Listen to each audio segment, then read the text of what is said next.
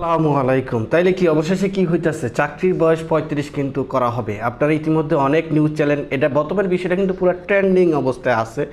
এখন এটা চলবে আগামী এক সপ্তাহ পর্যন্ত, কারণ এক সপ্তাহ সময় দেওয়া হয়েছে এই তদন্ত কমিটি গঠনের ক্ষেত্রে। যারা কমিটির যে প্রধান আছেন আব্দুল মহিদ চৌধুরী, উনি নিজেই নিজের বক্তব্য উপস্থাপন করেছেন যে এটা পুরোপুরি এটা যৌক্তিক, কারণ বিগত প্রায় এক যুগ অনেক বছর যাবৎ এটা 35 করার জন্য অনেক দাবি চলছে, অনেক আন্দোলন চলছে, এটা কেউ নিতেছে না। তাছাড়া বিভিন্ন আন্তর্জাতিক হিসাবেও কিন্তু অনেক অনেক দেশে কিন্তু চাকরির কোনো বয়সীমাই নেই। এটা 35 তো দূরের কথা। তো সব বিষয়ে পর্যালোচনা উনি নিজের মুখে, আপনারা দেখছেন কিনা জানি না, উনি নিজে বলছে এটা যৌক্তিক। আর আমরা আশা করছি এটা কিন্তু হবেই, যে যেই বলুক, যে যেটাই করুক, এটা বিষয়টা হচ্ছে এরকম, চাকরির বয়স বাড়ানো হবে। যে কমিটি গঠন করা হয়েছে, কমিটির প্রধান আব্দুল মুহিত চৌধুরী, তারপরে সচিব আছেন হচ্ছে জনপ্রশাসন মন্ত্রণালয়ের সচিব, আরও তিনজনকে নেওয়া হয়েছে সদস্য হিসাবে।